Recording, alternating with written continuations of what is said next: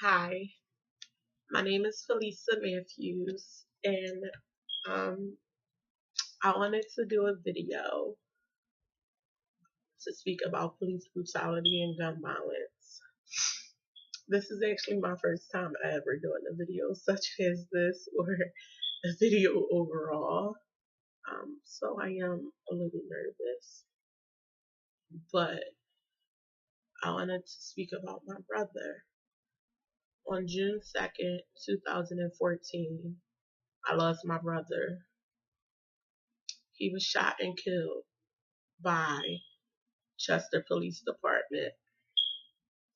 I still remember that day, like yesterday, to wake up to my mother calling me downstairs to look at the news for us to confirm if the house that was on the news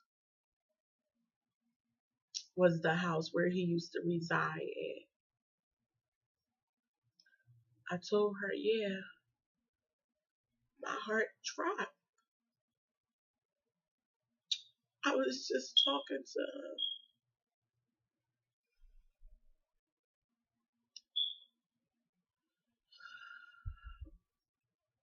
We tried to stay positive, hoping that that wasn't him who the news claimed as the suspect being shot multiple times and condition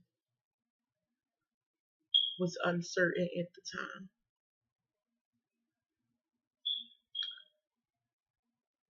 The news then, once we called around, the news said they would give an update at 9 o'clock. We went to the hospital and we got there, and the lady at the desk asked us who were we there for, and we said there was a shooting between the cop and the suspect is was brought here and his condition is unknown. We need to know if it's Frank McQueen.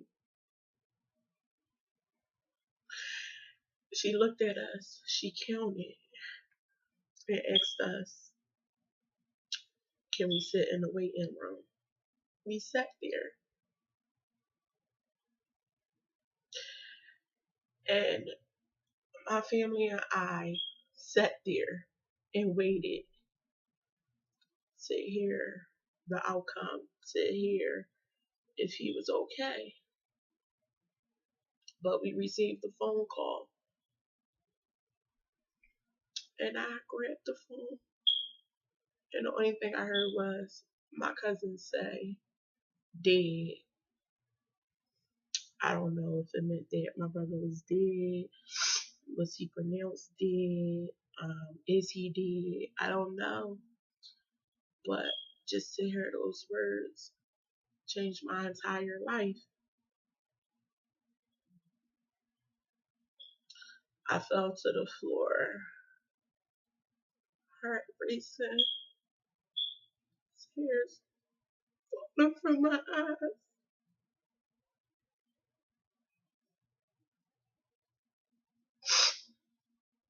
But what makes me so upset is the fact that everyone who was watching the news that day at 9 o'clock knew that my brother was dead, and we were waiting in the waiting room to hear if he made it or not. That day changed my life from the time I woke up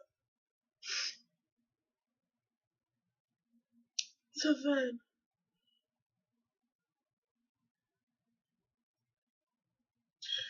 I want to speak on police brutality and gun violence because right now it's overrated. Too many people are getting verbally abused, physically abused by the police, and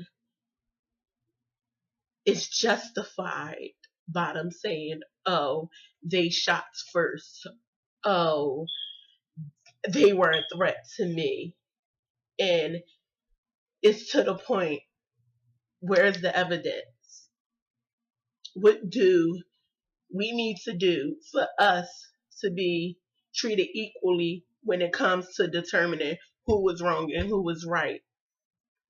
I'm not saying that I don't care if a policeman gets shot, because I do. I believe that, no one should get shot. Nobody's family should deal with the hurt and the pain that I am going through right now.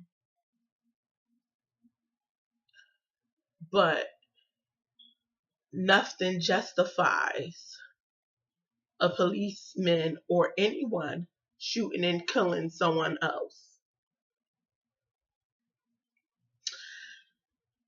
On the news, they claim my brother shot the cop first and fire was returned.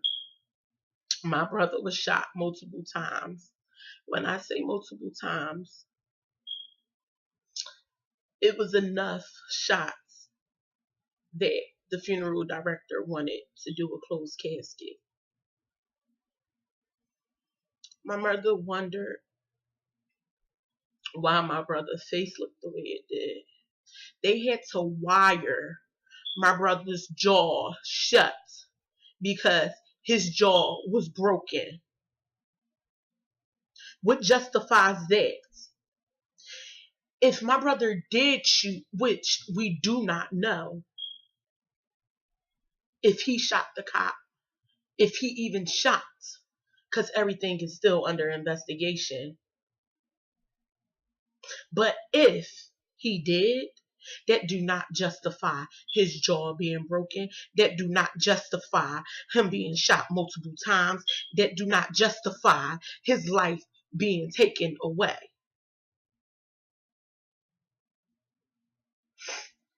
The news made my brother look like such a bad person. Such a bad person. Is that their job? I don't know. Should they make the people who we feel like is supposed to protect us, who we feel like we're supposed to, honor, look up to, want to be like, look good? Is that the reason why they made Frank McQueen look like such a bad man? We talk to the news. They even taped us. However, they not once aired us. They not once aired how we talked about how such good of a man Frank was. Everyone experienced some bad in their life. Everyone did something that they may have done and they have regretted, or that it probably was a mistake. But one thing about a mistake is you learn from it. Mistakes is what life is all about, because mistakes are part of lessons. But let me tell you this. Frank McQueen, Frank McQueen was a good man. I look up to him, and I still do to this day. Frank McQueen graduated valedictorian with a full scholarship. He gained his associate's degree in business, his bachelor's degree in religion, and he was working on his master's degree in theology. Frank owned a publishing company called Common Folks. He owned a moving and hauling company called Crossroads.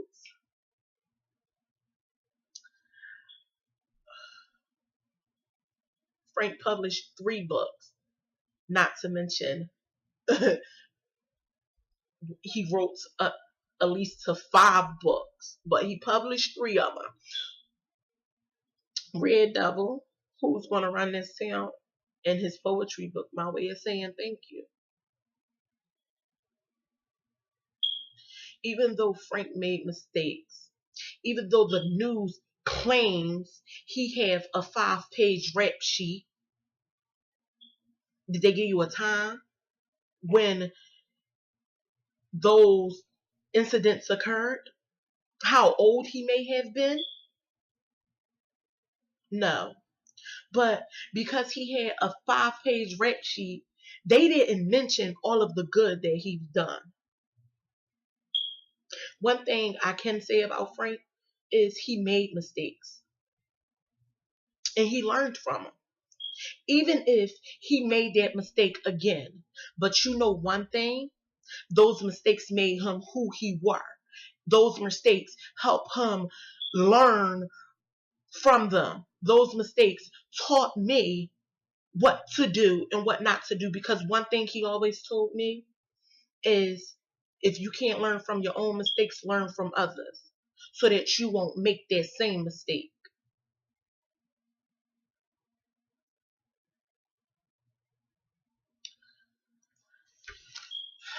That's a little brief background of my brother.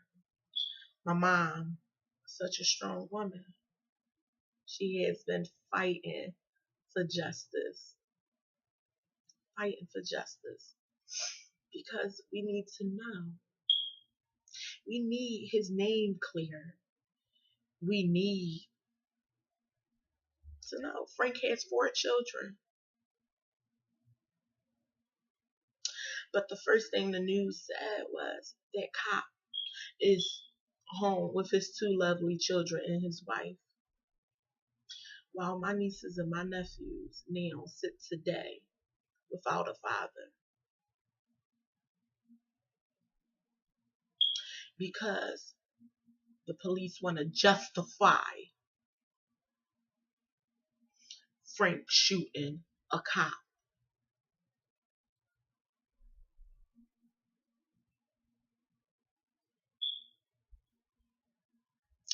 I ask that you guys help us. I ask that you don't let something happen to your family for you to want to stand up.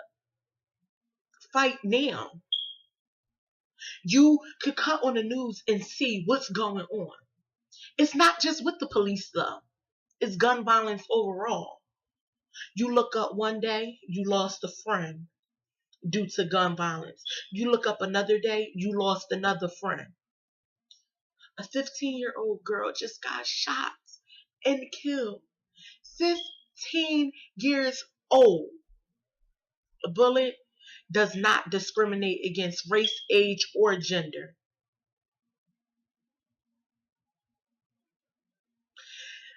My mother started an organization called DVL, which stands for Direction, Voice, and Light. D is for direction, to direct and guide people in any way possible, to help, even if it's just giving a contact so that somebody else can help them, but to guide. V is for voice, so that the littlest voice can be heard. L is for light, to shine light on all justice, because justice needs to be seen. I don't want no one to experience what I experience every day. I don't want no one to lose someone they are so close to, whether it's a family member, a friend, or somebody you're just used to seeing walk down the street.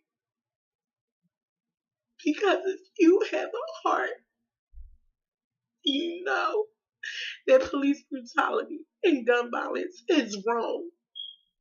And our system try to justify what these cops do.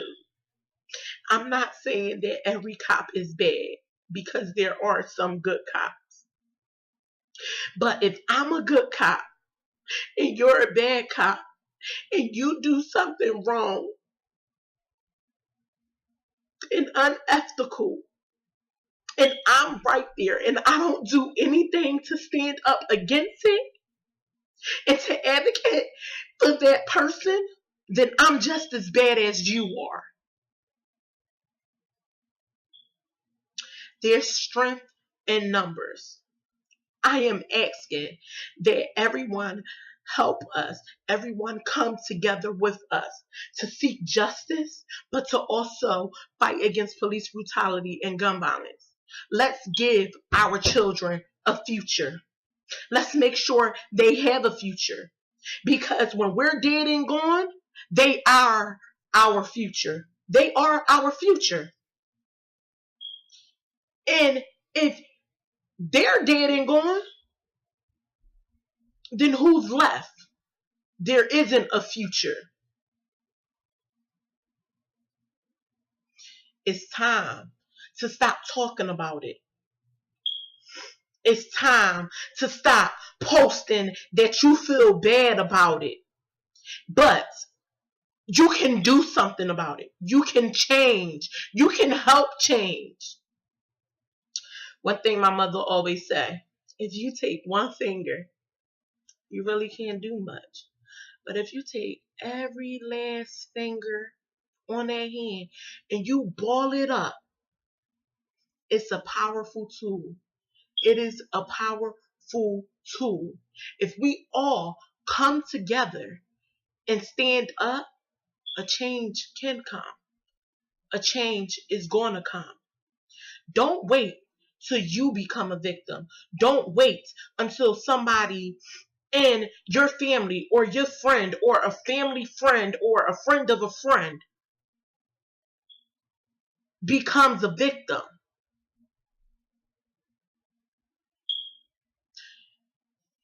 We must crawl before we walk, and we must walk before we run. A lot of times we may get discouraged, but if we stand together, we can do some powerful things. On November 1st, my mother will be speaking at 52nd and Market against police brutality and gun violence.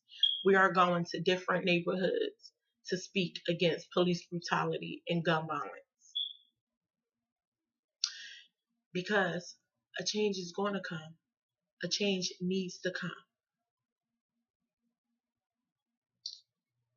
And I thank you for listening. Thank you.